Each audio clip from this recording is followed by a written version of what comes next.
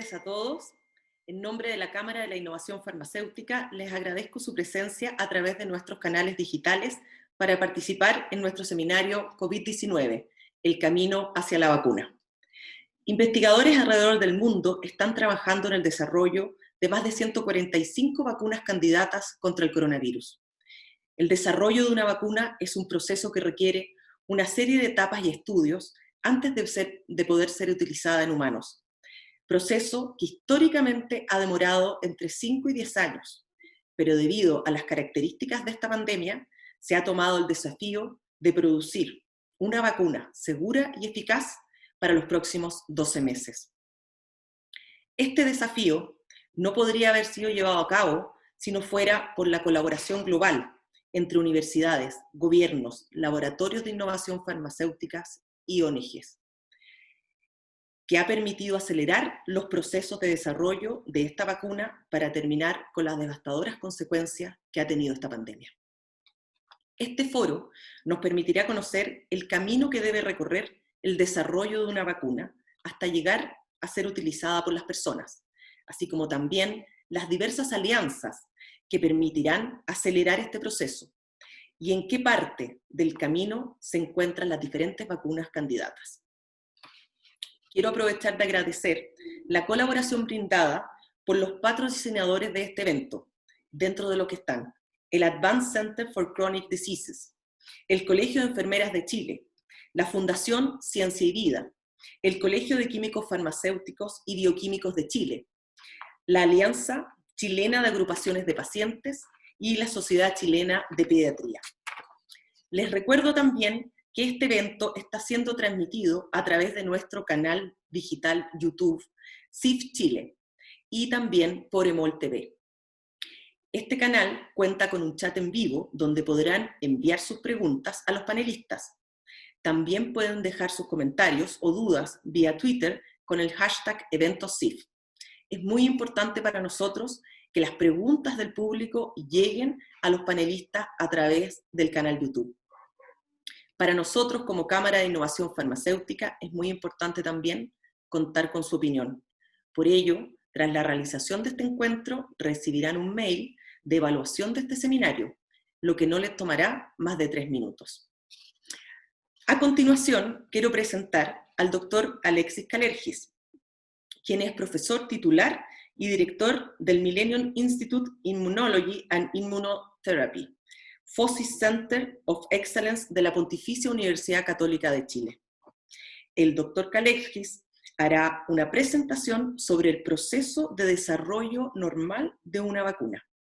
Muy bienvenido, Alexis. Muchas gracias, Mariela, por la invitación y agradecer obviamente y felicitarlos por esta iniciativa, porque sin duda la discusión desde la perspectiva científica, académica, en colaboración con el gobierno y los laboratorios farmacéuticos es fundamental para poder abordar este problema que nos afecta. Voy a compartir mi presentación.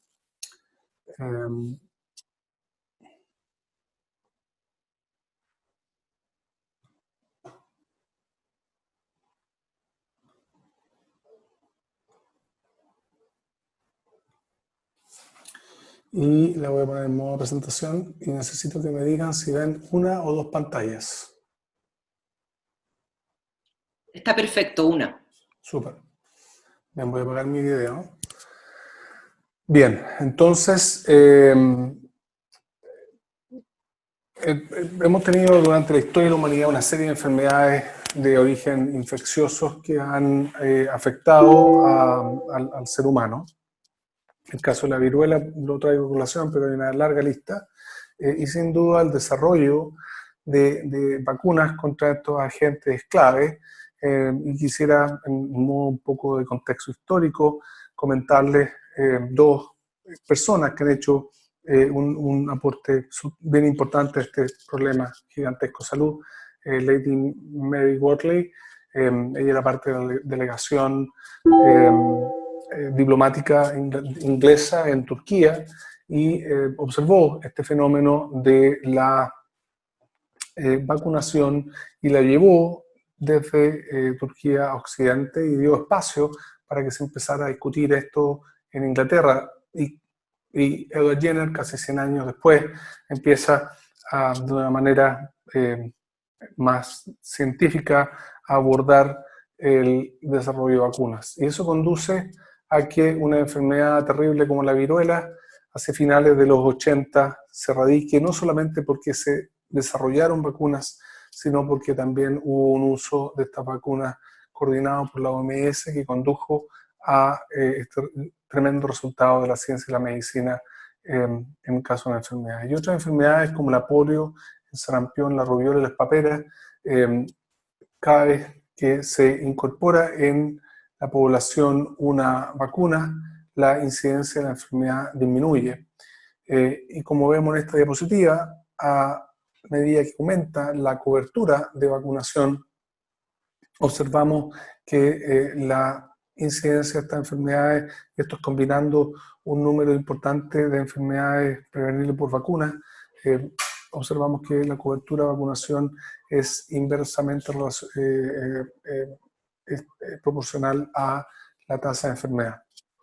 En países como los nuestros, en vía de desarrollo, tenemos el desafío de poder lograr una mayor cobertura de vacunas y un número mayor también de tipos de vacunas y quizás una mayor cantidad de opciones de vacunas en comparación con países industrializados. Y eso pone un desafío importante por delante que es, y se hace particularmente evidente en el caso de SARS-CoV-2, por el hecho de que las vacunas se ocupan en todo el planeta y sin embargo son muy pocos los laboratorios que las manufacturan. En particular en nuestra región, en Latinoamérica, tenemos muy pocos ejemplos.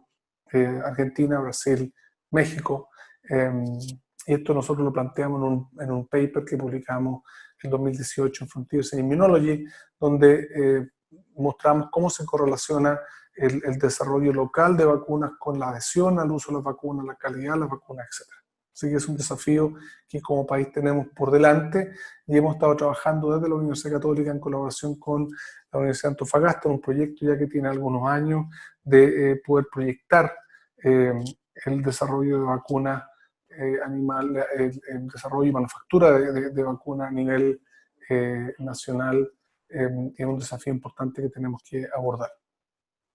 Ahora, además de la existencia de las vacunas, siempre es importante recordar el fenómeno de la falta de adhesión al uso de las vacunas, y eso yo creo que es una responsabilidad de todos, de la academia, de los laboratorios farmacéuticos, de obviamente el gobierno, el permanentemente transmitir el mensaje de uso de vacunas. Es bastante impresionante lo que ha pasado con el sarampión, una enfermedad que se declaró como, entre comillas, eliminada en Estados Unidos a finales de los 90. Vemos como 10 años después el sarampión, justamente, que es una enfermedad totalmente prevenible por medio de una vacuna, vemos que empieza a rebrotar justamente por la falta de adhesión de las familias, a algunas familias a la vacunación. Y esto ha ocurrido en otros países, no solamente en Estados Unidos, particularmente también en Europa, y nos pone la alarma, y el trabajo de nuestro Ministerio de Salud y el Programa Nacional de Inmunizaciones ha sido sólido en ese sentido de mantener vigente, recordar, transmitir la importancia de las vacunas. Ahora, desde nuestro Instituto Milenio, junto con las universidades que participan del instituto, hemos planteado este problema y llegamos a la conclusión de que un componente clave de la falta de adhesión a las vacunas tiene que ver con la percepción de riesgo hacia las vacunas, hacia las enfermedades, perdón, que previenen las vacunas, justamente porque algunas de estas enfermedades, a raíz del éxito de las vacunas, tienen a la falsa impresión de que no estuvieran presentes, como yo creo que es el caso de sarampión, y eso nos condujo a una iniciativa de comunicación que denominamos el Museo de Inmunología y la Vacunación, que busca justamente combinar arte, conciencia, para poder comunicar a la ciudadanía la importancia de las vacunas, recordar que estas enfermedades siguen presentes en el ambiente y por medio de este museo, que lo hemos hecho también itinerante en diferentes regiones en Chile, que inauguramos el año pasado, creemos que podemos contribuir a este problema de salud que está afectando a varias sociedades. Entonces les voy a mostrar un video que explica un poco la iniciativa. Si alguien me pudiera confirmar que escuchan el audio.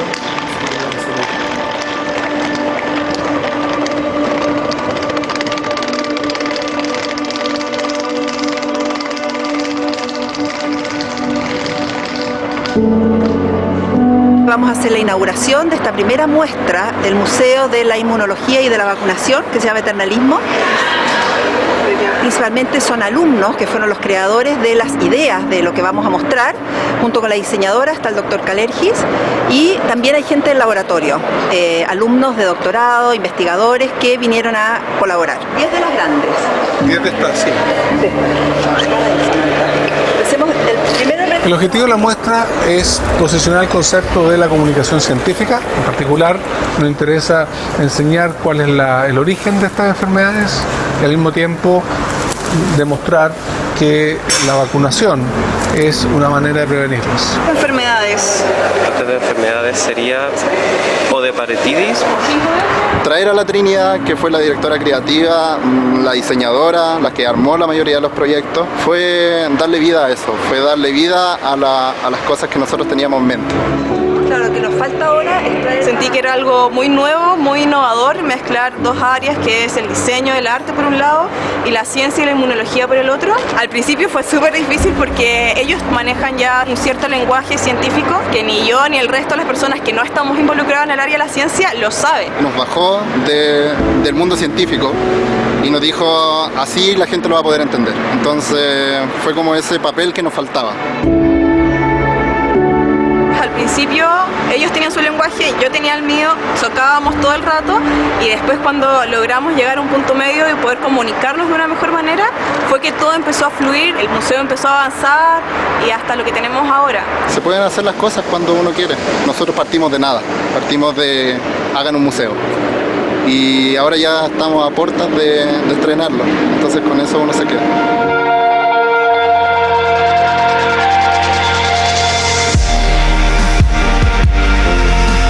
Bueno, muchas gracias a todos los presentes. Realmente estoy muy emocionado por la convocatoria. Hemos denominado esta muestra Eternalismo porque persigue incluir el pasado, el presente y el futuro de la inmunología y la vacunación, es decir, un rango eterno de tiempo.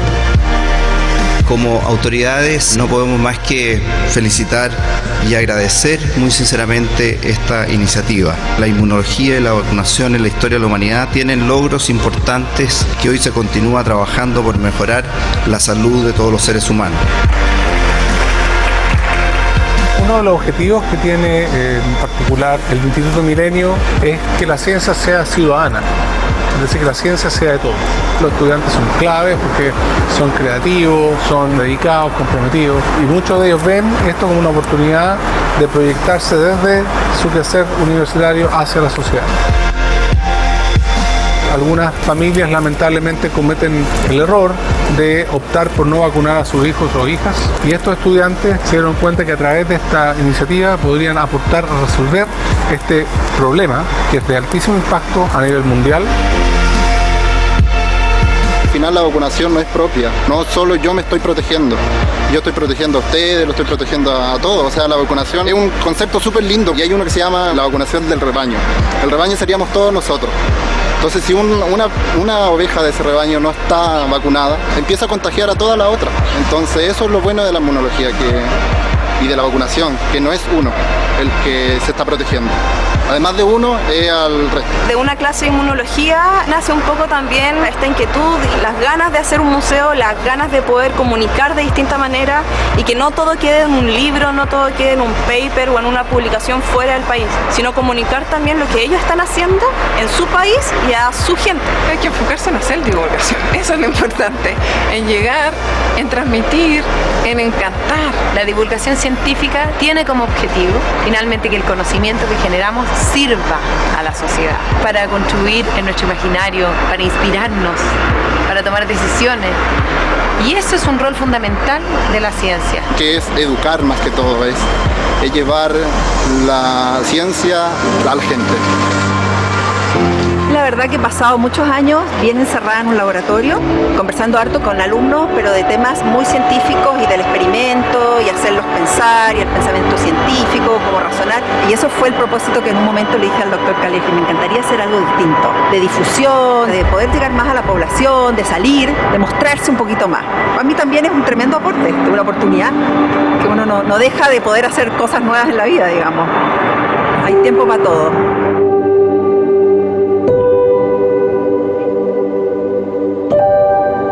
Bueno, entonces, con esa iniciativa yo creo que se puede contribuir a tratar de revertir, ¿verdad? Son diferentes ideas, hay varias iniciativas que otras universidades también han desarrollado justamente. Yo creo que es una labor de todos el poder permanentemente comunicar la importancia de la vacuna. Bueno, en el caso de los virus respiratorios, como el sincicial, que afectan año a año a países como el nuestro, la experiencia de este tipo de enfermedades nos condujo hace algún tiempo a desarrollar una vacuna contra el sincicial que ya hemos evaluado en pruebas clínicas fase 1 y hemos también trabajado en el desarrollo de una vacuna contra metaneumovirus y que está en manufactura GMP actualmente y una vacuna contra el virus Anta que está en pruebas preclínicas. Y tienen en común estas enfermedades el hecho que tienen esa también característica equivalente a lo que hemos observado con el SARS-CoV-2, de respuesta inflamatoria exagerada que causa que es parte de la patología causada por el virus. Y por lo tanto, vacunar contra estos virus es complejo porque se debe inducir una respuesta inmune que sea capaz de contrarrestar esta respuesta inmune inflamatoria exagerada que causa la enfermedad. Entonces, el desarrollo de vacunas se requiere primero una serie de estudios preclínicos que luego, que normalmente pueden tomar años para entender el mecanismo detrás de la vacuna, seguidos por estudios clínicos de seguridad y finalmente validar un modelo preclínico no simple. En el caso de SARS-CoV-2, por ejemplo, ha sido bastante complejo, bastante discusión en torno a la validez de los modelos preclínicos. Una vez validada la vacuna en un modelo preclínico, se requiere una manufactura en condiciones GMP o buenas prácticas de manufactura que va en la línea de los requerimientos de las agencias regulatorias para poder generar la formulación de la vacuna necesaria para evaluar en estudios clínicos y finalmente conducir hacia un producto o un medicamento. Desde el punto de vista de los estudios clínicos, se requieren una serie de evaluaciones. En la fase 1, normalmente el enfoque en la seguridad, normalmente son pequeñas. Se puede medir algo de inmunogenicidad como un objetivo secundario. En la fase 2 se continúa midiendo la seguridad, pero además se hace un énfasis mayor en la inmunogenicidad y se pueden determinar las dosis que son más apropiadas para la vacuna. Y ya en la fase 3 se evalúa nuevamente la seguridad, pero se trata de determinar la eficacia a través de esta prueba de campo y ver si la vacuna tiene la capacidad de prevenir la enfermedad en las personas comparadas con controles que no la reciben. Y este fenómeno además, agrego esta lámina porque además de todo lo que tiene que ver con el estudio propiamente tal, hay una serie de instancias regulatorias que requieren, en el caso de los estudios preclínicos, hay que cumplir con una serie de regulaciones institucionales importantes. Luego, en los estudios clínicos, el registro sanitario, o ya sea en el caso de la FDA, la IND, es una etapa también regulatoria importante. que es importante cumplir para poder acercar un producto como una vacuna hacia, me están pidiendo que prender mi video, hacia la población. Pero lo que buscamos con la vacuna básicamente es un tipo de respuesta que uno define como respuesta inmune óptima, compuesta principalmente por linfocitos T y anticuerpos. Y eso fue lo que logramos con el caso de la vacuna que desarrollamos contra sincicial, en que se caracteriza por una respuesta mediada por linfocitos T, CD4 y CD8, que a su vez ayudan a linfocitos B a producir anticuerpos. Y fue lo que observamos tanto en los estudios preclínicos como en el estudio clínico fase 1 que realizamos. Ahora, este conocimiento que adquirimos en el caso del virus esencial, decidimos aplicarlo para el desarrollo de alternativas de vacunas a nivel nacional. Sin duda, como mencionaba Mariela en la introducción, son cientos de iniciativas, algunas de ellas bastante avanzadas, para abordar esta pandemia causada por el SARS-CoV-2. Sabemos que el virus resulta de una zoonosis. Ha habido discusión del origen animal, pero yo creo que está bastante establecido que desde un murciélago hacia un animal que se llama pandolino, finalmente condujo a la exposición humana y la situación en la que estamos hoy en día. Y la enfermedad tiene características bastante únicas en el sentido de que el mismo hospedero, el ser humano, puede tener diferentes respuestas, y eso está principalmente condicionado por varios factores. Uno de ellos es la genética inmune del sujeto, la edad, y también algunas condiciones de riesgo que aumentan la severidad de la enfermedad.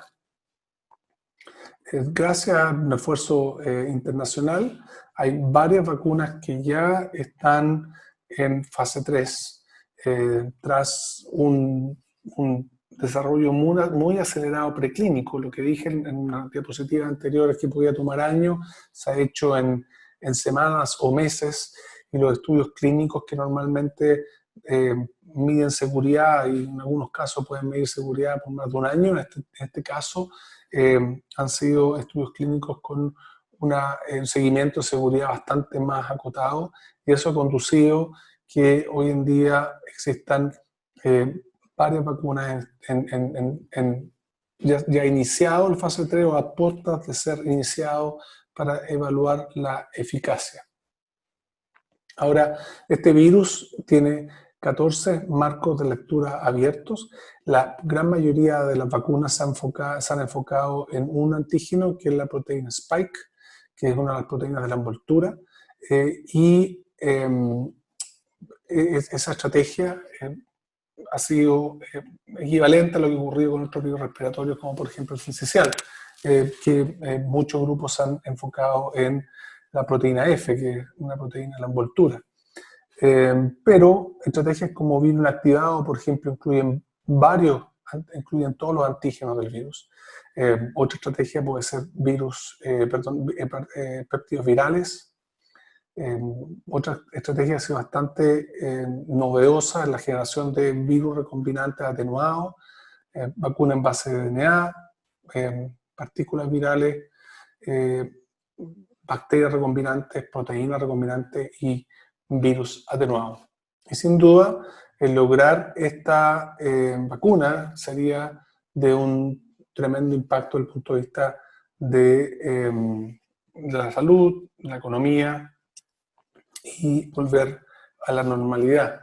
Ahora, la importancia de hacer investigación y desarrollo en Latinoamérica fue destacado en este artículo en Nature, que salió publicado en junio, en que destacan algunos de los grupos en nuestra región, en particular Brasil, Chile, México, Argentina, que tienen líneas de investigación locales y que eventualmente podrían conducir alianzas con laboratorios para escalar estos desarrollos latinoamericanos de vacunas contra el SARS-CoV-2.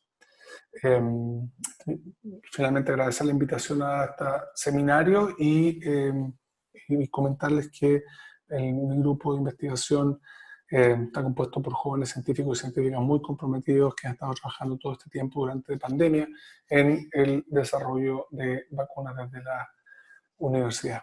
Así que muchas gracias nuevamente por la invitación. Muchas gracias, Alexi, por tu presentación, muy ilustrativa. Muy agradecida. Esta tarde también nos acompaña Marco Antonio Núñez, quien moderará el panel de expertos a continuación. Marco Antonio es médico, máster en salud pública de la Universidad de Harvard, es PhD en políticas de salud de la Universidad Johns Hopkins, ha sido diputado, ha sido intendente de la región de Valparaíso y exdirector del Servicio de Salud Metropolitano Norte. Actualmente es profesor de Medicina de la Universidad Finisterra. Marco Antonio moderará, como dije, el panel de expertos a continuación y presentará a nuestros destacados panelistas. Bienvenido, Marco Antonio.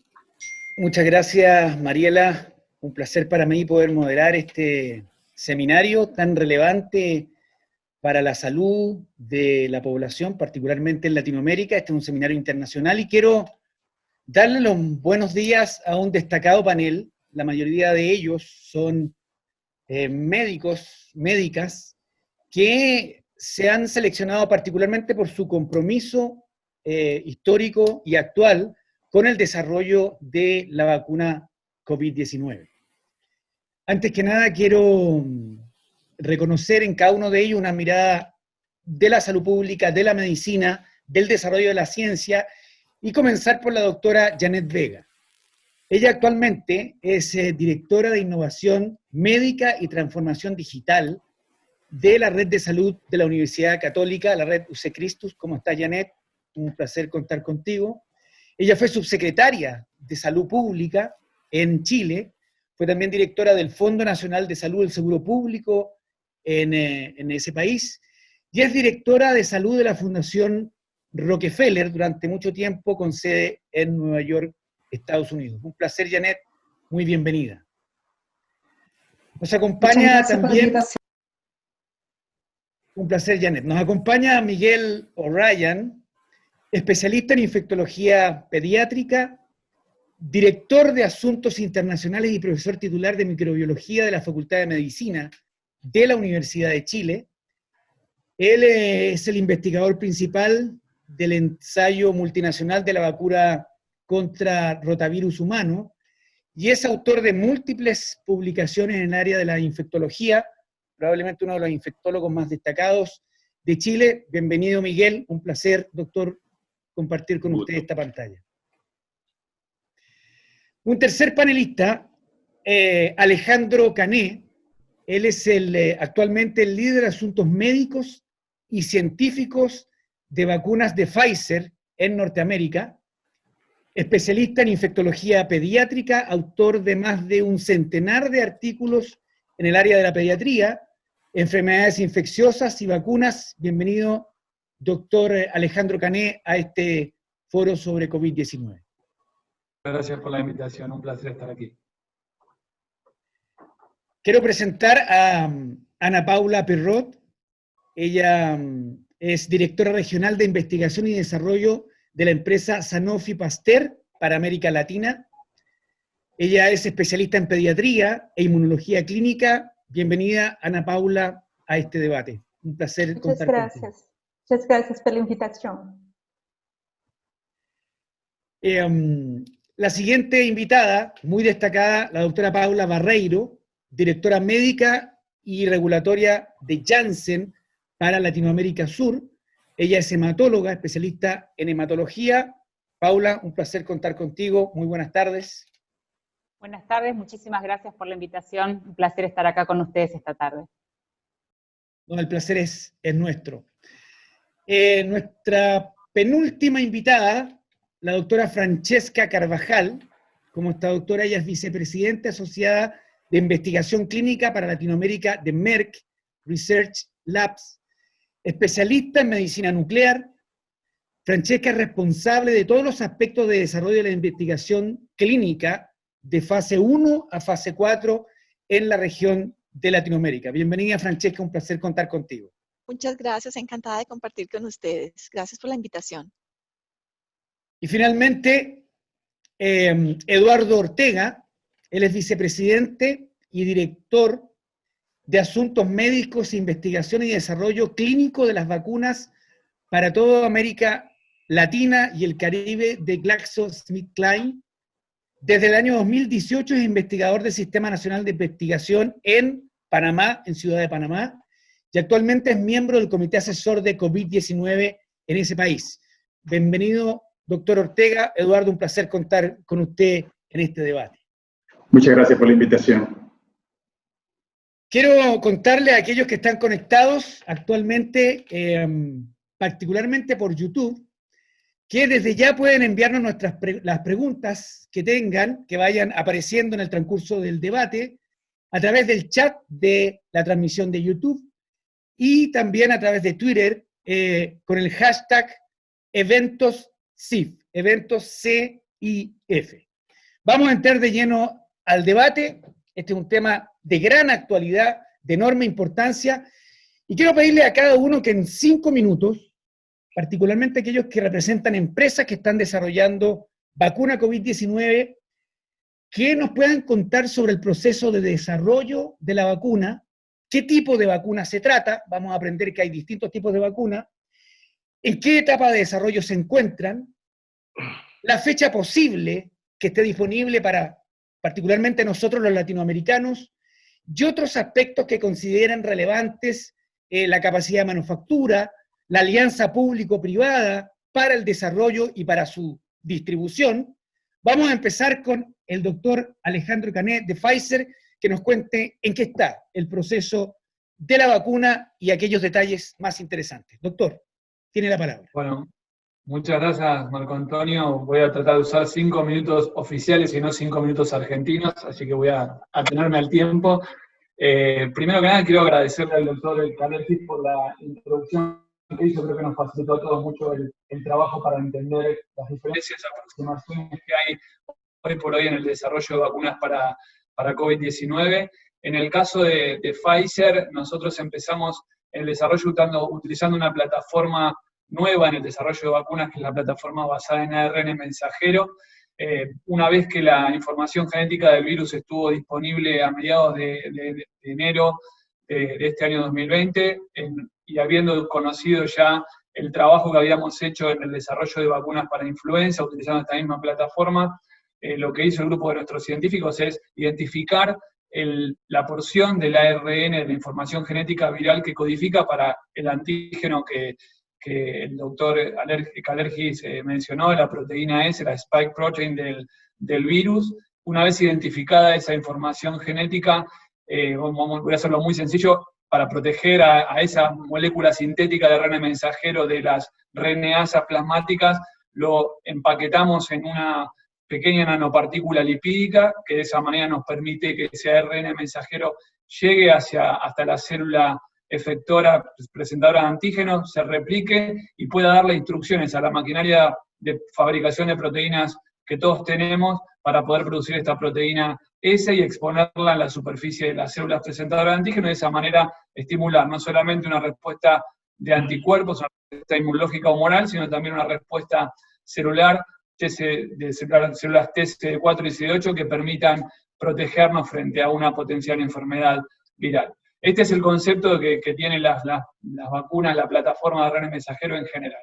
Conociendo que la vacuna funcionó produciendo anticuerpos y siendo tolerada en los modelos animales en ratones y en chimpancés que desarrollamos en Pfizer, pusimos a disposición esta información a la FDA en los Estados Unidos y a la EMA, la Autoridad Regulatoria Europea, para obtener el permiso y comenzar a mediados, casi fines de abril, el estudio de fase 1-2 combinado, de una manera de tratar de achicar ese periodo de tiempo que hablamos de años a menos de un año en este caso, de fase 1 a fase 2 en humanos, en abril en Alemania, la primera semana de mayo en Estados Unidos. Los resultados de esos estudios de fase 1 a fase 2 se acaban de publicar. Nosotros lo que hicimos fue utilizar 3 formulaciones diferentes de vacunas de RNA mensajero, utilizando 3 plataformas de RNA mensajero diferentes que se testearon en paralelo con distintos ensayos, como les contaba, en Alemania y en los Estados Unidos. Obtuvimos de todas esas formulaciones respuesta inmunogénica y respuesta de seguridad, como así también de tolerabilidad.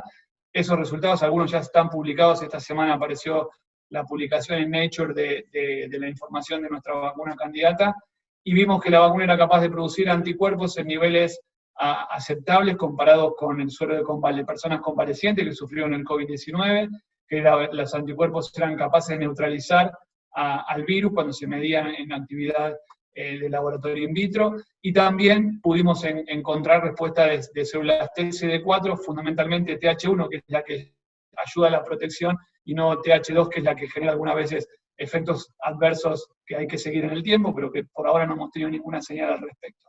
En relación de esta información basada en seguridad e inmunogenicidad, se compartió la información con la FDA y con la Autoridad Regulatoria Europea que les contaba, y en julio, al 27 de julio, dimos comienzo a la fase 3, que, como decía el doctor Kalergis, es buscar la eficacia de la vacuna por sobre la seguridad y la inmunogenicidad que se demostró hasta ahora, en un estudio de fase 3, siguiendo las recomendaciones de la FDA, incluyendo hasta 30.000 sujetos entre 18 y 85 años, un estudio realmente muy importante que se está llevando a cabo por ahora en 4 países, ya empezó en Estados Unidos, como les decía, en julio, en la primera semana de agosto comenzó en Argentina y la semana pasada en Brasil, donde vamos a tener, si todo va bien y de acuerdo al periodo de enrolamiento, que quiero decirles va muy bien, la gente entendió la importancia de participar en estos estudios para tener una vacuna rápidamente disponible, tener la información colectada de eficacia.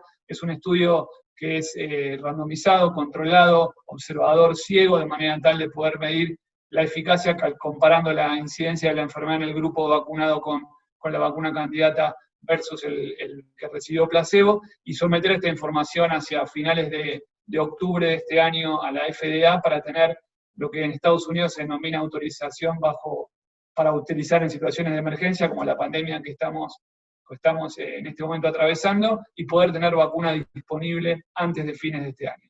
Y es importante porque creo que lo dijo el doctor Kalergis también en su introducción, muchas veces cuando los procesos de desarrollo de vacuna, y mis colegas seguramente lo van a ampliar también, la producción a gran escala comienza en general cuando uno está muy cerquita de tener la vacuna aprobada y ya se demostró que la vacuna funciona. En este caso creo que la mayoría de las compañías que están en la última etapa de desarrollo, y Pfizer es un ejemplo, hemos puesto a producir la vacuna antes de saber los resultados del estudio, de manera tal de poder contar con alrededor de 100 millones de dosis a finales de este año y más de 1.300 millones en el transcurso del año 2021 para tratar de poner la vacuna al acceso de la gente y de esa manera poder cambiar el rumbo de la pandemia. La última parte de las preguntas que usted me dijo, Marco, es el tema de la asociación privado-público para el desarrollo. En este caso, la Pfizer está trabajando en asociación con una compañía biotecnológica pequeña de Alemania, que se llama BioNTech, y el costo del programa resume solamente en inversiones de Pfizer.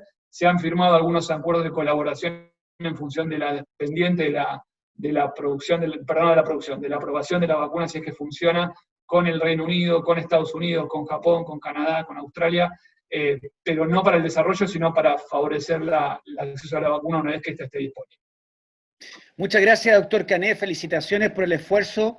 Vacuna RNA, 300 millones proyectados disponibles para el próximo año 2021. Pasamos ahora a conocer las novedades que nos va a contar Ana Paula Perrot. Ella es de Sanofi Pasteur. Doctora Perrot, es todo suyo el auditorio para que nos cuente en qué va la vacuna de Sanofi Pasteur. Ok, muchas gracias. Entonces, nosotros de Sanofi Pasteur hemos unido esfuerzos para desarrollar 2 vacunas candidatas para prevenir y también controlar el COVID-19. Uma de nuestras vacunas candidatas en colaboración con BARDA de Estados Unidos y se basan en nuestra tecnología já conhecida que já temos uma vacuna licenciada em Estados Unidos contra a influenza desde 2013, ok? E essa vacuna, então, já está licenciada, é uma plataforma que nós outros temos experiência, especificamente para essa vacuna de Covid-19, nós outros optamos por adicionar um adjuvante. Um adjuvante porque assim nós outros poderíamos maximizar a resposta imune e também necessitar, o que nós outros estamos explorando é talvez necessitar uma quantidade menor de antígeno por doses, que é muito importante em caso de pandemia, porque assim teremos mais disponibilidade de doses de vacunas, ok? E essa vacuna está agora em fase pré-clínica. A outra vacuna é RNA mensageiro, que é o mesmo que o Alejandro ha hablado agora, né? Então, ha hablado desse mecanismo. Em relação a que fase estamos, as duas estamos em fase pré-clínicas. A primeira tecnologia que é de proteína recombinante, a expectativa é que nós começamos os estudos clínicos de fase 1 agora em setembro, né? Isso em Estados Unidos, e a outra hasta ao fim de ano é possível que começamos a fase clínica. Quando vamos ter estas vacunas disponíveis? A vacuna de proteína recombinante, provavelmente, nuestra plan, temos mais ou menos em segundo semestre de ano que vem, ok? E para RNA mensageiro, mas ao fim de ano. Em relação à segurança, porque estamos fazendo como todas as companhias, fazendo de uma maneira muito rápida, né, para atender essa necessidade. Além, em relação à questão da segurança, o que estamos fazendo é contactando os órgãos regulatórios para discutir com eles qual é o melhor desenho tanto na fase pré-clínica quanto na fase clínica, para termos todas as respostas para blindar depois com esses resultados e evaluar a avaliação de risco-benefício de cada uma dessas vacinas. Um fato importante creio que quantas doses vamos ter, ok? Quantas doses vamos ter? É uma pergunta e é muito importante porque, claro, não é uma só empresa que vai resolver essa questão. Então, temos que somar esforços. Em relação à nossa plataforma de proteína recombinante, nós outros já temos uma capacidade de 600 milhões de doses, ok? O que estamos planeando é maximizar isso e teremos até médio de ano que vem mais ou menos 1.000 milhões de doses já disponíveis nessa plataforma. Da plataforma de RNA mensageiro, hicimos uma colaboração com Translate Bio. Translate Bio é uma empresa que tem uma expertise em essa plataforma há mais de 10 anos, ok? E com eles têm mais ou menos uma capacidade de produção de 20 milhões de doses mensual. O que vamos fazer é tentar incrementar para 90 até 360 milhões de doses anuais, para poder atender essa necessidade que hoje é global. Muchas gracias, doctora Perrot. Dos tipos de vacunas, una enorme capacidad de producción, muy interesante. Le toca el turno a la doctora Paula Barreiro. Ella nos va a contar las novedades respecto de COVID-19 y la vacuna de Janssen. Doctora, cuéntenos las novedades que tiene para nosotros. Bueno, Janssen, como compañía farmacéutica de Johnson & Johnson, tan pronto la estructura del virus se identificó, como comentó Alejandro, durante el mes de enero, la compañía dedicó una serie de recursos para tratar de identificar una vacuna candidata, y en ese sentido firmó un acuerdo con BARDA, que BARDA es la Autoridad de Investigación y Desarrollo Biomédico Avanzado, que depende del Departamento de Salud de Estados Unidos. La compañía ya tiene dos plataformas, una plataforma que se llama ADVAC y una plataforma que se llama PERSE-6. que viene utilizando para la producción de otras vacunas, algunas de las cuales ya están aprobadas, como es la vacuna de ébola, que está aprobada por la Unión Europea, y otras vacunas que se encuentran actualmente en desarrollo, como la vacuna de HIV, la vacuna del virus sincicial respiratorio y la vacuna de Zika. Entonces, utilizando estas plataformas que la compañía ya conoce y venía, digamos, trabajando previamente en los programas de desarrollo clínicos, se logró identificar una vacuna candidata para COVID y se inició la fase preclínica. Se hicieron los estudios en animales fueron recientemente publicados en la revista Nature. Básicamente se utilizaron monos rhesus a los que se los vacunó. Nuestra vacuna es una vacuna que se llama vacuna de vector viral no replicante. ¿Qué significa eso? Significa se utiliza un adenovirus al que se lo modifica para que no se pueda replicar y no pueda generar una infección en la persona que recibe la vacuna, y a ese adenovirus se le coloca un pedacito de la proteína S, que es esa proteína que todos vemos en los dibujitos del COVID, y es el adenovirus el vector o el transporte que lleva esa proteína adentro de la célula para presentarla al sistema inmunológico.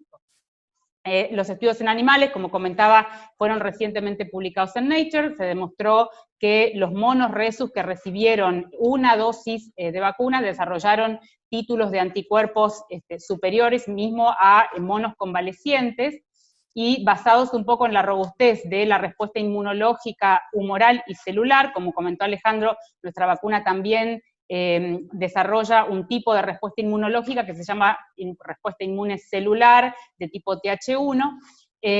Basado en eso se comenzó ya, nosotros estamos actualmente en la fase 1. La fase 1 comenzó el día 22 de julio, se enroló el primer paciente, es un estudio que se está llevando a cabo en Estados Unidos y en Bélgica, con 1045 voluntarios sanos, que se distribuyen en distintas cohortes, en distintos grupos.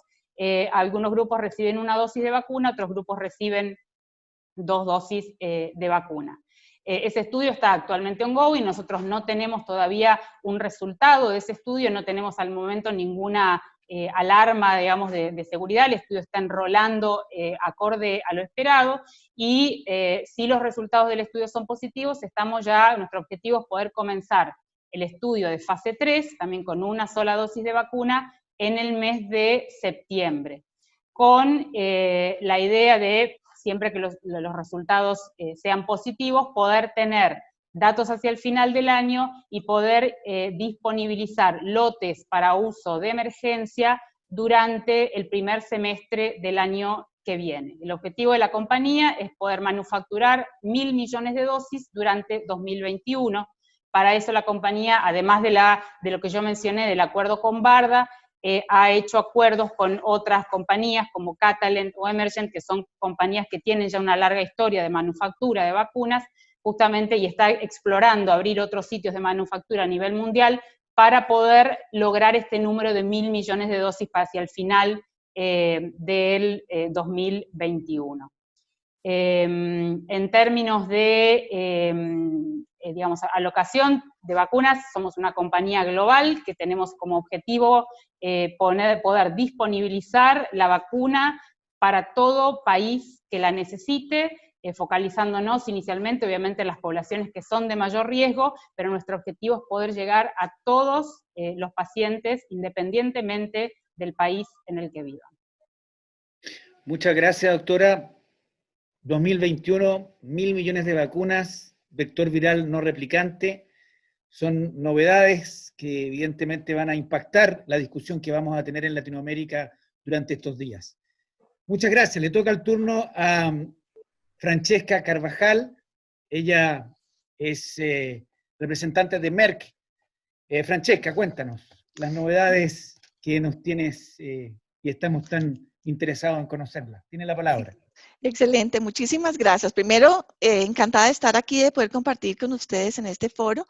Realmente hoy en día estamos atravesando una época muy difícil con esta pandemia del COVID-19, que como todos sabemos es un gran desafío científico y sanitario a nivel mundial, que lógicamente exige que toda la comunidad científica se una en todo el globo y con los diferentes sectores y compañías para tratar de buscar soluciones.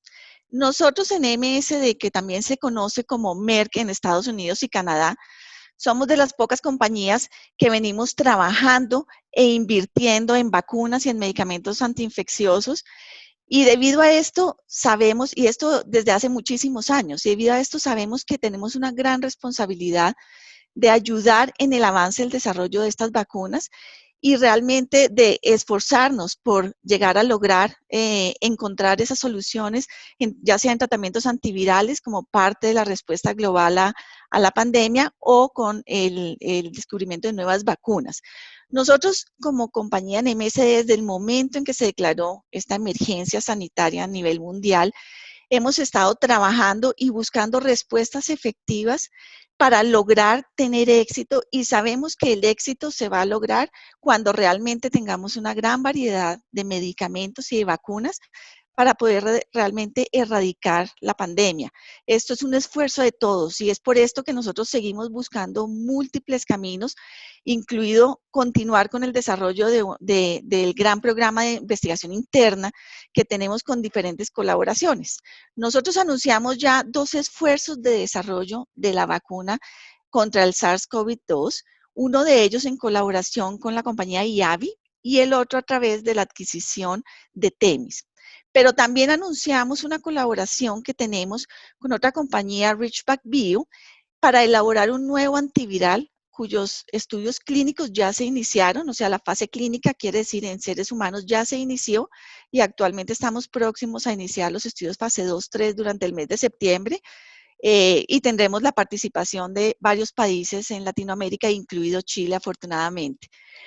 Pero ya hablando del desarrollo entonces de las vacunas como tal, sabemos que necesitamos desarrollar vacunas que sean seguras y eficaces y que en el contexto de la emergencia sanitaria global esto es un reto enorme, ya que es una tarea que no es fácil, tratamos de hacerla lo más rápido posible, pero sabemos que tenemos que tener mucho cuidado porque primero debe ir la seguridad de los pacientes, la seguridad de la población. Y nosotros estamos completamente comprometidos y reconocemos los desafíos que implica desarrollar esta vacuna para un virus que es totalmente nuevo para nosotros. Por ello, nos hemos demorado un poco en poder escoger cuáles son las plataformas bajo las cuales íbamos a trabajar. Y esto básicamente teniendo en cuenta y aprovechando la experiencia y el expertise que tenemos como compañía, venimos estableciendo cuáles son los mecanismos ya conocidos que tengan unas cualidades convenientes para desarrollar esas vacunas que podamos llegar a utilizar y que sea además con posibilidad de tener una vacuna de una sola dosis. Nosotros tenemos entonces, como les decía, 2 candidatos. El primero es con IAVI, es la vacuna B590, que básicamente lo que estamos utilizando acá es un virus, a través de la plataforma del virus recombinante de la estomatitis vesiculosa. Esta es la misma que se utilizó para la vacuna que desarrollamos contra el virus del ébola Zaire, la cual, de pronto algunos de ustedes saben, fue la primera vacuna que se aprobó contra el ébola para el uso en seres humanos, de tal manera que es una plataforma que ya es conocida y que realmente tiene unos mecanismos que ya son conocidos y que ya están siendo manejados y están establecidos. Esta vacuna actualmente se encuentra en una etapa de desarrollo preclínico y nosotros estamos planeando iniciar la fase clínica, es decir, en seres humanos, antes de que finalice este año.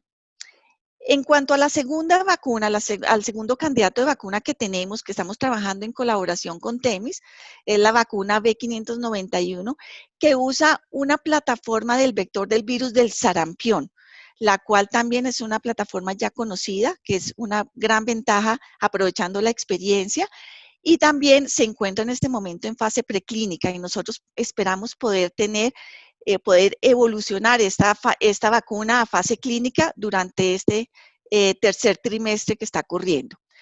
En MSD nosotros tenemos un largo historial en cuanto a ofrecer vacunas y medicamentos que sean accesibles y asequibles a todo el mundo y nuestro compromiso es continuar especialmente en esta situación actual de pandemia contra el COVID-19 que estamos teniendo hoy en día.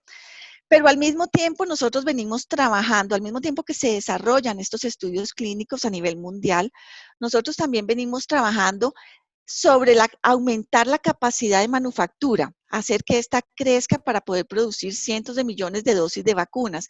Y planeamos continuar trabajando para adecuar nuestra red global que incluye sitios que ya hoy tenemos de manufactura con una tecnología ya conocida, apropiada en Estados Unidos y en Europa, pero asimismo estamos trabajando para identificar otras oportunidades adicionales que puedan ayudarnos a complementar esta red.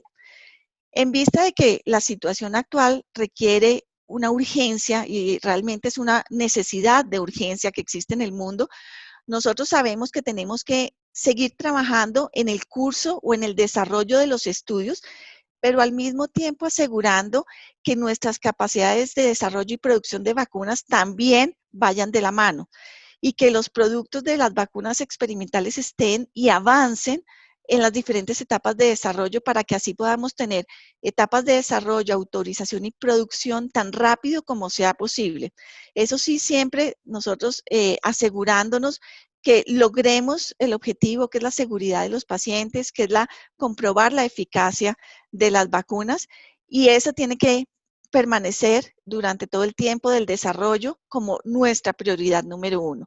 Entonces, como les decía, venimos trabajando muy de la mano con el desarrollo de estas 2 vacunas.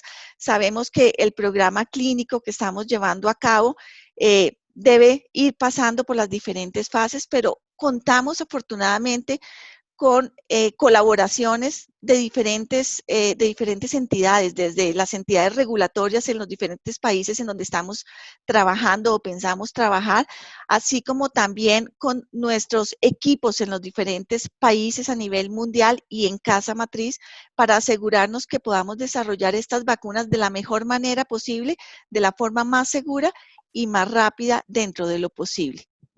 Muchas gracias. Muchas gracias, Francesca, realmente muy interesante todo el desarrollo que nos cuentas. Y ahora, junto con agradecerte, quiero pedirle al doctor Eduardo Ortega, que a nombre de GlaxoSmithKline es el último doctor que nos va a contar sobre el desarrollo de los esfuerzos de vacuna COVID-19. Doctor Ortega, desde Panamá, lo escuchamos con atención. Muchas gracias, Marco Antonio. Déjame y le intento dar una visión un poco diferente. Creo que has escuchado plataformas muy interesantes. Nuestra estrategia es un poco diferente, es colaboración muy amplia. No estamos desarrollando una sola vacuna. Hemos construido un portafolio de vacunas con diferentes colaboradores. La base son proteínas. La base es la proteína S de la parte externa del virus, que el virus utiliza para adherirse a las células epiteliales e invadir las células y multiplicarse dentro de las células, lo que causa la infección y los síntomas en las personas. ¿Por qué proteínas? Bueno, las proteínas son plataformas tecnológicas establecidas desde hace mucho tiempo. Las proteínas recombinantes, por ejemplo, tenemos la vacuna en contra del virus de la hepatitis B, que fue implementada hace 20 años y que ha sido utilizada desde recién nacidos, adolescentes, adultos, hasta adultos mayores, así que hay muchísima experiencia con las plataformas de proteínas. ¿Qué es lo que GSK está proporcionando a estas plataformas? Bueno, está proporcionando uno de los componentes más importantes de las vacunas, que son los adyuvantes. Los adyuvantes son moléculas que ayudan a reforzar y a regular el sistema inmune. Es un poco como cuando tú sintonizas una emisora de radio y buscas la emisora que tú quieres encontrar y súbitamente subes el volumen. Bueno, esa es la manera que los adyuvantes funcionan.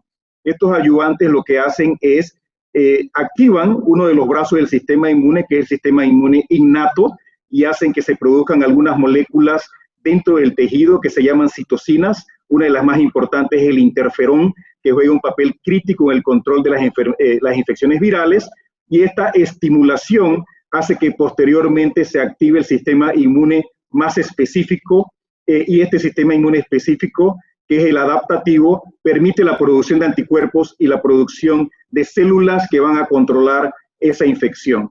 ¿Por qué creemos que se requiere un adyuvante en la infección por coronavirus? Bueno, creo que el doctor Kalergi lo mencionó al principio. Esta es una enfermedad que afecta sobre todo individuos mayores de 65 años de edad e individuos que tienen enfermedades crónicas. estas personas tienen un sistema inmune que probablemente no es el más adecuado para controlar la infección y es donde tenemos la mayor tasa de enfermedad y la mayor tasa de mortalidad. También sabemos que hay un número importante de individuos que son asintomáticos, pero a pesar de que ser asintomáticos tienen una carga viral muy semejante a las personas que presentan síntomas, lo que nos dice que probablemente hay una disregulación del sistema inmune que tenemos que ajustar con la participación de los adyuvantes. También sabemos que la gran mayoría de las personas producen anticuerpos, pero los títulos son diferentes entre las personas y parece que algunos de esos anticuerpos comienzan a disminuir posterior a la infección. Y una parte importante también es que parece haber un grupo de individuos que tienen una inmunidad celular previa sin haber estado en contacto con el virus, lo que nos dice que probablemente la inmunidad celular también juega un papel importante. Todos estos elementos que yo te he mencionado juegan un papel importante en la consideración de que las proteínas requieren que tú agregues un adyuvante, una sustancia que ayude a reforzar esa respuesta inmune. Y el quinto elemento que también es importante es que con la presencia de un adyuvante, tú disminuyes la concentración de antígeno que vas a utilizar, y esto es crítico cuando tú quieres producir grandes dosis de vacunas para vacunar 7.000 millones de habitantes sobre la faz de la Tierra. De tal manera que GSK lo que decidió fue colaborar con diferentes compañías. Nosotros estamos colaborando con Sanofi, como mencionaba la doctora Ana Paula, para agregar nuestro adyuvante a la plataforma de proteínas de Sanofi, pero también estamos colaborando con una universidad, la Universidad de Queensland en Australia. Estamos además colaborando con Medicago en los Estados Unidos de Norteamérica, y estamos colaborando también con 3 compañías en China. Todas ellas utilizan proteínas recombinantes, pero cada una de las proteínas es un poco diferente. Algunas utilizan el receptor que utiliza el virus para unirse a la célula huésped, otros utilizan la proteína completa, otras utilizan fragmentos de la proteína, y lo que es interesante, que cada compañía utiliza una plataforma diferente. Algunas utilizan células CHO para producir la proteína recombinante, otras utilizan bacterias E. coli para producir la bacteria recombinante, y otras utilizan células de insecto. Así que con esta colaboración, con 6 compañías diferentes, nosotros esperamos que con este portafolio incrementes la posibilidad de tener éxito y de finalizar una vacuna que sea exitosa. ¿En qué fase estamos? 3 de las 6 colaboraciones están en fase 1 de investigación, en la fase de seguridad y de inmunogenicidad. En el caso de la colaboración con Sanofi, nosotros esperamos iniciar en colaboración con ellos estos estudios en el próximo 1 o 2 meses, y el compromiso de la compañía es producir aproximadamente 1.000 millones de dosis de adyuvante. Es un adyuvante especial, se llama AS03, un adyuvante que tiene ya con otras plataformas y otras vacunas que GSK produce, más de 26 estudios de investigación, más de 25.000 sujetos estudiados en estudios clínicos, y también con este adyuvante se produjeron más de 350 millones de dosis de la vacuna pandémica H1N1. Así que estos 1.000 millones de dosis de adyuvante, nosotros podemos o queremos que algunos de estos 6 colaboradores que tenemos puedan progresar. Algunos de ellos van a licenciar junto con nosotros, y vamos a poder entonces agregar el adyuvante para mejorar esa respuesta inmune. Muchas gracias. Muchas gracias, doctor Ortega. Son 5 testimonios de desarrollo de vacuna COVID-19 con el detalle. Yo le agradezco el esfuerzo en 5 minutos, y ahora vamos a pasar a las preguntas, en este caso al doctor Miguel O'Ryan, infectólogo pediátrico. La gente se pregunta, ¿cuál debe ser la estrategia de implementación de la vacuna? ¿A quiénes vacunamos primero? ¿Qué pasa con los niños, las embarazadas? ¿Qué significa la inmunidad de rebaño? ¿Qué porcentaje de la población debiese estar vacunada para lograrlo y qué implica? En 5 minutos, doctor, las preguntas más difíciles probablemente, cuéntenos en su experiencia, ¿qué le respondemos a la gente que está atenta respecto de estos temas centrales para los próximos meses en toda Latinoamérica? Bueno, muchas gracias, Marco Antonio. Pregunta muy compleja para la cual no tengo la respuesta, por cierto, pero sí muchas o varias reflexiones. Qué duda cabe que estamos en tiempos extraordinarios, una pandemia que nos azotó, que es única en nuestra vida, que la hemos vivido en tiempo real y que ha causado una gran cantidad de sufrimiento. Y qué duda cabe que el desarrollo de vacunas también ha sido absolutamente extraordinario en el lado positivo, con 29 candidatos actualmente en ensayos clínicos y más de 130 en estudios preclínicos, sin precedentes en la historia. Y que en 8 meses podemos estar reflexionando sobre, y como escuchamos en la ponencia anteriores, de que podemos eventualmente tener la primera disponible a fin de año, varias el próximo año, y podemos estar reflexionando entonces con esta pregunta: ¿cómo lo usaríamos? ¿En quiénes? ¿Cómo vemos su futuro? Y mi reflexión va en el sentido que veo al menos 4 variables que hay que considerar para tratar de avanzar respuestas. Primero, obviamente, la epidemiología de la enfermedad. Esta es una infección que afecta fundamentalmente en cuanto a tasa a la persona entre los 20 y 60 años, en cuanto a números. Esa es la mayor población infectada. Afecta menos a niños, claramente, a diferencia de otros virus respiratorios. Otro hecho epidemiológico muy relevante. Pero causa las infecciones más severas en los mayores de 65 años, las personas con enfermedades crónicas. También juegan un rol la persona institucionalizada, el personal de salud, que tienen cierta mayor frecuencia de infección. Primer factor, entonces, la epidemiología de la infección, cuando uno empieza a pensar en quién vacunar. Segundo, la efectividad de las vacunas va a ser clave. ¿Contra qué van a proteger las vacunas? Van a proteger en global contra la infección, contra la posibilidad de transmisión viral, van a bloquear la transmisión, o van a proteger fundamentalmente contra las infecciones moderadas a severas, que es bastante típica la vacuna a nivel que protege a nivel de la mucosa, fundamentalmente, y a lo mejor va a tener menor rol en la posibilidad de disminuir transmisión, o una combinación de ambas. ¿Cuál va a ser la respuesta inmune en los diferentes grupos etarios? ¿Va a ser igual la respuesta en los adultos mayores que las poblaciones más jóvenes? ¿Va a ser igual de eficaz? Son preguntas que están abiertas. ¿Va a haber diferencia entre los diferentes candidatos a vacunas? ¿Cuánto va a durar la vacuna? ¿Cuánto va a durar la inmunidad? Segunda variable muy importante, entonces, el comportamiento de la vacuna para tomar la decisión a quién vacunar. Entonces, vamos pensando cuál es el objetivo que puede tener una población o un país o una región para vacunar. Va a ser con la idea de tratar de prevenir la infección en globo a través de una masificación masiva a la población o logrando esta inmunidad de rebaño, que respondiendo a esa segunda pregunta, básicamente es vacunar a muchos, pero no a todos, para proteger a los no vacunados, produciendo un bloqueo inmunológico de los vacunados para que aquellos que no están vacunados el virus no logre llegar.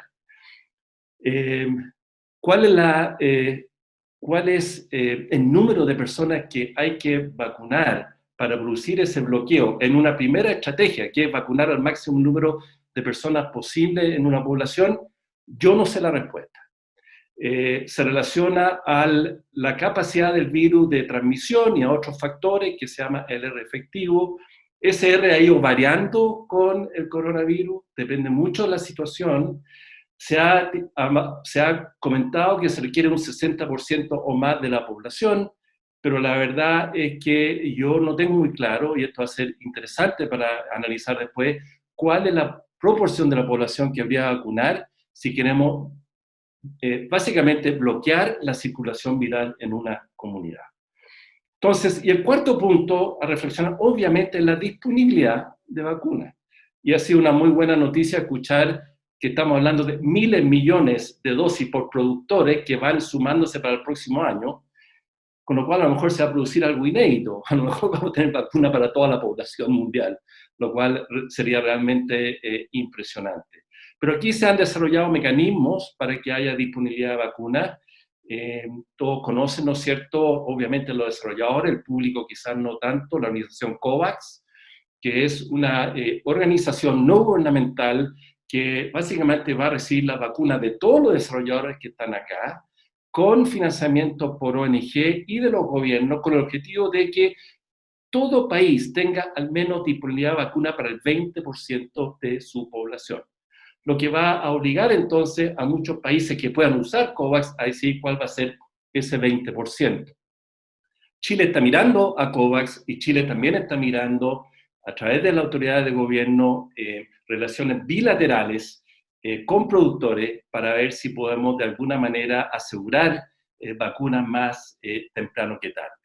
Ahora, en todo este contexto, con todas estas variables, el Consejo Asesor de Vacunas e Inmunizaciones de nuestro país, que finalmente es el grupo que asesora al Programa Nacional de Inmunizaciones para decidir a quiénes vacunar y a quién no, ha hecho una propuesta inicial de avanzar primero con los trabajadores de la salud, después con personas que están en centros de reclusión, después con los grupos de riesgo, personas mayores de 65 años, enfermedades crónicas. Con eso escuchamos que la estimación es de alrededor de 5 millones de personas, es lo que escuchamos al ministro, para avanzar después eventualmente a esto que se llama población general, si es que queremos avanzar a el concepto de inmunidad de rebaño, que yo vuelvo a insistir, no tengo tan claro todavía cuántas personas vamos a tener que vacunar para lograr esa inmunidad de rebaño, y tengo menos claro todavía si debemos vacunar niños o no, específicamente para este virus, que son temas que vamos a tener que ir reflexionando en los meses que vienen. Muchas gracias, doctor O'Ryan. Tengo que informar, estamos con más de 45.000 personas conectadas en la plataforma EMOL, supera nuestras expectativas. Desde ya recordarles que las preguntas pueden llegar por la plataforma de YouTube CIF Chile o por Twitter en hashtag eventos CIF, CIF. Y vamos a una pregunta muy importante para la doctora Janet Vega, con amplia experiencia en la Fundación Rockefeller, en la Administración de Fondos de Salud, en la Subsecretaría de Salud Pública. Doctora Janet Vega, en su experiencia, ¿cuáles son las consecuencias económicas, sociales, políticas de no tener una vacuna, de no contar con este instrumento a partir del próximo año? ¿Por qué es tan necesaria? ¿Y cuáles van a ser aquellos cambios que van a quedar permanentes? ¿Van a ser, vamos a heredar producto de esta pandemia COVID-19 y que van a cambiar el contexto donde nos desempeñamos, nuestra forma de hacer familia, de trabajar? ¿Cuál es el futuro cuando podamos tener o no vacuna y qué vamos a quedar como permanente, como nuevo hábito post-COVID-19? Muchas gracias. Primero decir que el impacto que ha tenido esta pandemia en el mundo ha sido nunca visto y ha mostrado la debilidad y la fragilidad de nuestros modelos, no solamente sanitarios, sino que también económicos. En la práctica, lo que ha hecho este minúsculo virus es lo mismo que había ocurrido en pandemias anteriores, cientos de años atrás, detener el mundo por un periodo bastante grande. Han habido, por una parte, efectos directos en los sistemas de salud, fundamentalmente por la carga extraordinaria de los sistemas de salud que tienen que ver con el COVID, y además el desfase de aquellas atenciones para las enfermedades y programas frecuentes. Desafortunadamente, esta disminución de acceso ha sido extraordinariamente desigual, afectando a los más vulnerables. Pero por otro lado, ha habido efectos económicos muy importantes también. En primer lugar, debido a la suspensión de actividades productivas internas, también por los cambios muy importantes que ha habido en el comercio internacional. Algunas industrias, como por ejemplo la industria de turismo y transporte, han sido particularmente golpeadas. Solo para poner en contexto algunas cifras, la CEPAL ha estimado que va a haber un menor crecimiento económico este año para Latinoamérica de 5,3.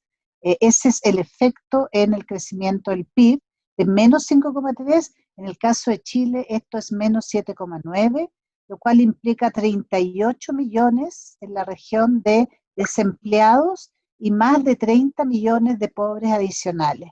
Ha habido cierre de empresas, caída de la inversión privada, deterioro de capacidades productivas y también deterioro muy importante de indicadores de salud. Y también, para poner un poquito más de datos al respecto, nosotros tenemos ya algunos datos de Chile en que podemos contarle con mucha tristeza que nuestro país es el número 4 en el mundo en relación al exceso de muerte comparado con el promedio de los mismos años.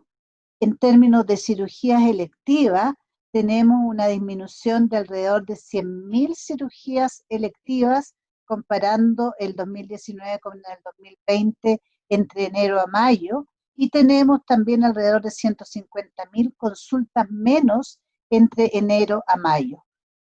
Por lo tanto, lo que uno espera es que va a haber un impacto sanitario sostenido que va a significar la necesidad de mucho mayor financiamiento, por una parte, y por otro lado, para poder mantener las acciones en relación al COVID. ¿Cuál es el futuro? Bueno, el futuro, la verdad, es que muy probablemente va a ser un futuro en el cual estas condiciones se van a mantener por un periodo bastante prolongado. Si bien es cierto, hay expectativas de producción de vacuna pronto, desafortunadamente el gran problema es cómo vamos a asegurar que aquellos que son los más vulnerables tengan acceso de manera equitativa a la vacuna. Estamos todos esperando, bueno, primero que haya vacuna, y segundo que efectivamente el mecanismo COVAX funcione. También ahí hay cierto atraso en la inscripción de los países y tenemos que ver qué es lo que va a ocurrir.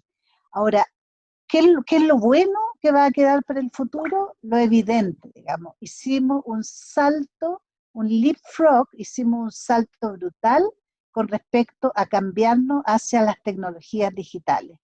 Y en particular en salud, ese es un cambio que llega para quedarse. Cuando uno mira lo que ha ocurrido, se da cuenta que todos nosotros, los médicos y los profesionales de la salud, nos hemos dado cuenta que en realidad muchas de las cosas que hacemos no tiene mucho sentido o no es estrictamente necesario hacerlas de manera personal, y que para los pacientes incluso es mucho más útil hacer muchas de las acciones de salud desde su domicilio.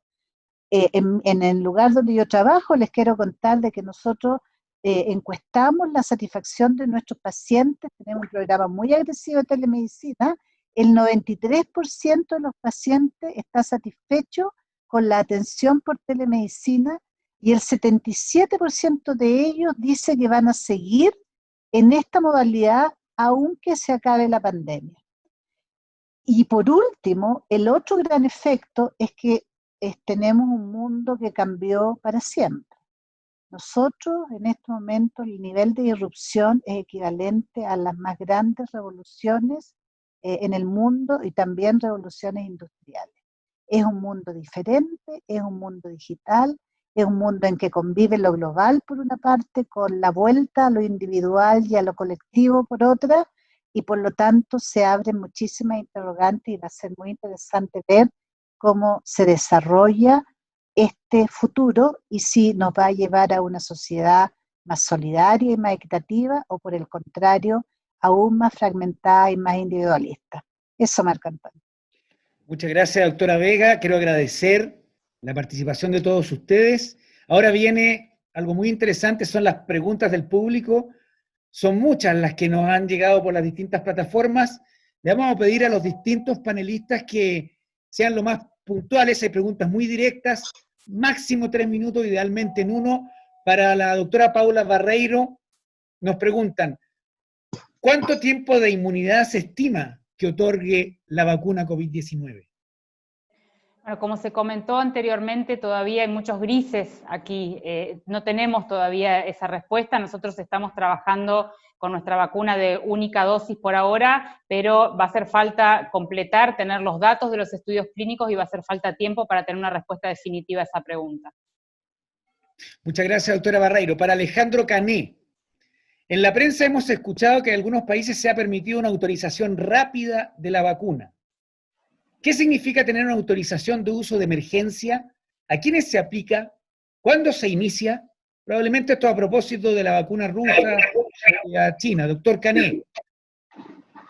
La autorización para uso en situaciones de emergencia es un patrón regulatorio que no existe en todos los países, existe en Estados Unidos, existe en la Comunidad Económica Europea a través de la EMA. Básicamente es hacer un análisis rápido de la información disponible de seguridad y de eficacia, que son dos condiciones sin las cuales ninguna vacuna va a llegar a ser aprobada, eso es muy importante recordarlo, y que permite que la vacuna esté disponible para ser utilizada, sopesando que los beneficios son mayores que los riesgos, con un programa muy importante de seguimiento de seguridad establecido en el tiempo. En paralelo se completa el proyecto de aprobación regulatoria normal.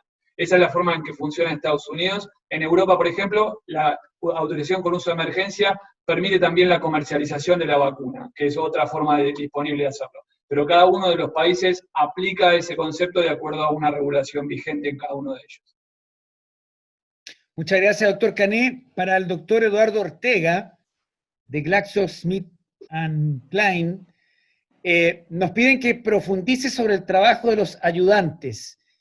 ¿Allí es el único esfuerzo mundial respecto de vacuna de este tipo? ¿Quién más lo está desarrollando? ¿Cuáles son las principales dificultades de esta tecnología, doctor Ortega, desde Panamá? Hay otras compañías que están probando adyuvantes. Frecuentemente cuando uno utiliza una proteína, y esta proteína es pura, las proteínas necesitan que uno les ayude. La palabra adyuvante viene de la palabra ayudar.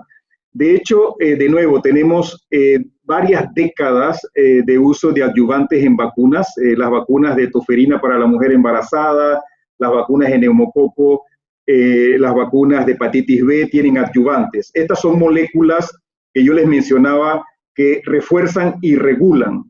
Su función es estimular esa respuesta inmune para que tú puedas definir si requieres más anticuerpos o si requieres una mejor respuesta inmune celular. Esto lo que hace que la respuesta inmune sea más rápida, la respuesta inmune sea más alta, y esa misma respuesta inmune sea más duradera. De hecho, sabemos, por ejemplo, que la vacuna de hepatitis B, que es la que tiene 20 años de ser licenciada, tiene células de memoria que han durado todo ese tiempo desde que las personas fueron vacunadas inicialmente. La idea, el concepto del ayudante, entonces, es que tú vas a poder modular esa respuesta inmune, reforzarla, utilizar menos antígeno, y tú la puedes combinar con casi cualquier proteína que tú quieras utilizar para vacunar. Lógicamente va a depender de la plataforma celular, va a depender del tipo de proteínas. No se utilizan en todas las vacunas, no todas las vacunas requieren adyuvantes. En la mayoría de las vacunas que la utilizan, se utilizan proteínas como antígeno. Tú tienes el antígeno y el otro componente de esa vacuna es el adyuvante. Cuando tú las combinas, entonces eres capaz de producir una mejor respuesta inmune. Hay ejemplos como la vacuna de papiloma humano, por ejemplo, que comenzó con 3 dosis, después llegamos a 2 dosis, y ahora sabemos que se requiere una dosis, porque las vacunas, ambas vacunas que existen licenciadas el día de hoy, usan adyuvante, y ese adyuvante ha permitido que en lugar de usar 3 dosis, utilices una dosis y la respuesta inmune dure durante mucho más tiempo.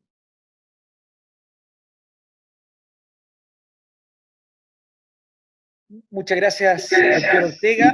Para la doctora Ana Paula Perrot, dice la pregunta, en particular, ¿qué tiene planeada su compañía para garantizar que se acelere la fabricación y distribución de la vacuna y así pueda cubrir la mayor cantidad de países del mundo?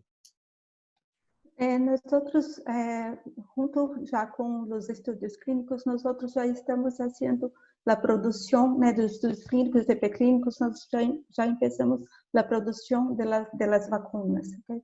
Entonces, así como también las otras compañías, nosotros estamos conversando con los gobiernos, assim como também há algumas alianças, como Miguel ha hablado, que alguns países estão participando e nós outros como companhia também estamos participando para que podemos garantizar-se que o acesso à vacuna onde seja necessário. Então, nós outros ampliamos nossa produção, mas também nós outros estamos fazendo algumas alianças ou buscando estes órgãos que podem garantizar o fornecimento para diferentes países de uma forma que a demanda seja adequadamente suportada por nós outros. Muchas gracias. Para la doctora Francesca Carvajal, dice así la pregunta: en la plataforma de desarrollo de vacuna usada por ustedes, ¿es compatible con el uso de grupos etarios y de riesgo que requieren vacunación? ¿Ya están planificando las fases más avanzadas con grupos de riesgo o no? Sí, efectivamente se puede utilizar para cualquier tipo de población, no importa la comorbilidad que tengan, pero en este momento los estudios que se están corriendo todavía no van dirigidos todavía a esas poblaciones específicas de comorbilidad, ya que para poder nosotros poder probar estas vacunas en ciertas poblaciones tendrían que ser protocolos específicos, no solamente con comorbilidades específicas, sino también con poblaciones específicas. Por decir algo, si nosotros queremos probarlo en niños entre 2 y 6 años o 6 y 12 años, tiene que ser un proyecto específico o un protocolo específico para ese grupo a estudio. De tal manera que los estudios de desarrollo, la fase de investigación en la cual estamos trabajando en este momento es mucho más amplia, abarca toda la población en general mayor de 18 años y seguramente ahí vamos a tener esos subgrupos, pero nosotros no lo estamos dividiendo. Y sí, efectivamente, esta vacuna, ambas vacunas realmente incluyen poblaciones con comorbilidades. Muy bien. Finalmente, para doctor O'Ryan y para la doctora Janet Vega, ¿qué le recomiendan a los países latinoamericanos, a su gobierno, a sus responsables, a los tomadores de decisión, que tengan que hacer ahora, tomando en cuenta las distintas realidades, para acceder a la vacuna de la manera más solidaria posible y ser capaces de cubrir a la mayor cantidad de población durante el próximo año 2021? Doctor O'Ryan y doctora Vega, para terminar. Bueno, específicamente el gobierno chileno desde ya hace varios meses inició trabajo intenso, creó un consejo asesor de vacunas para el Ministerio de Ciencia y Tecnología, para trabajar con los desarrolladores, para ver cuáles son las estrategias que pudieran ayudar a tener vacunas en Chile más temprano que tarde. Y esto ha involucrado el desarrollo de varias estrategias, desarrollar ensayos clínicos en Chile. Esperamos estar empezando ensayos clínicos al menos 2 y ojalá 4 candidatos de vacuna durante el segundo semestre. Se creó un consorcio de investigadores de más de 10 universidades para poder abordar esta estrategia de una manera conjunta, con una estrategia país, y eso es un buen logro.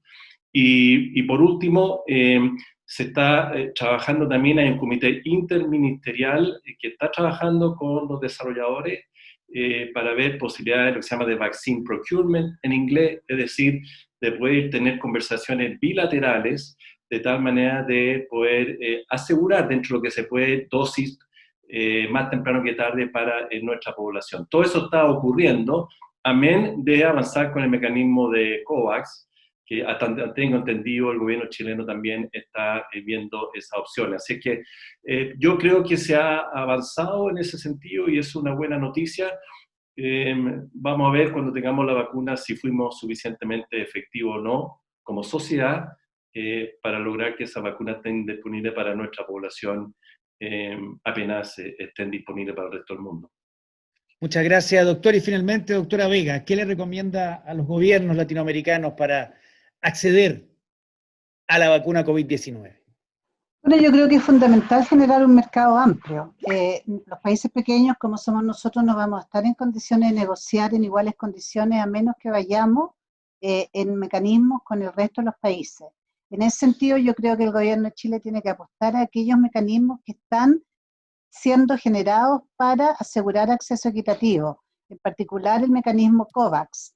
Yo en particular no estoy de acuerdo, no creo que las negociaciones bilaterales lleven a buen término y tampoco creo que el estar participando en un ensayo clínico vaya a significar necesariamente alguna vacunación prioritaria para los países en cuestión. Y lo otro que yo recomendaría es tomar contacto rápidamente con Brasil y Argentina, porque ahí sí que creo que hay una alternativa dado que ellos efectivamente, aparentemente, estarían en condiciones de producir vacuna para la región. Y por cierto, hay mecanismos en la región, el fondo rotatorio de la OPS, un mecanismo que nosotros tenemos hace muchísimos años para negociar en conjunto con la industria farmacéutica. Entonces yo más bien apelo a la solidaridad, al latinoamericanismo, más que ir por soluciones propias. Muchas gracias. Hemos llegado al final. Yo quiero agradecer en nombre propio, en particular a cada uno de ustedes, especialistas, representantes de empresas que han hecho un enorme esfuerzo innovador para enfrentar el desafío de salud pública más grande, probablemente en mucho tiempo, sino en la historia de la humanidad. Quiero agradecer también a nombre de la Universidad Finisterre y que no decaigan en el esfuerzo, particularmente aquellos que representan el desafío de la creación de la vacuna, en ponerla a disposición de todas nuestras ciudadanas y ciudadanos, particularmente en nuestros países latinoamericanos. Quiero agradecer y dejar con ustedes para que, a nombre de la Cámara de la Innovación Farmacéutica, Mariela Formás pueda formalmente entregar unas palabras de despedida. Muchas gracias, Marco Antonio. Muchas gracias a cada uno de los panelistas. Muy ilustrador. Muchas gracias también a nuestro keynote speaker, Alexis Kalergis. Agradecemos como Cámara de la Innovación Farmacéutica. Agradecerle también a todos nuestros audiencia que nos vio a través de los canales digitales, tanto de MOL TV como de CIF Chile. Y para CIF ha sido un honor contar con la participación de todos ustedes y todos que nos acompañaron. Este seminario quedará disponible en nuestro canal YouTube CIF Chile y podrán verlo on demand o bien sugerirlo a quienes puedan beneficiarse de su contenido. Muy buenas tardes y muchas gracias a todos.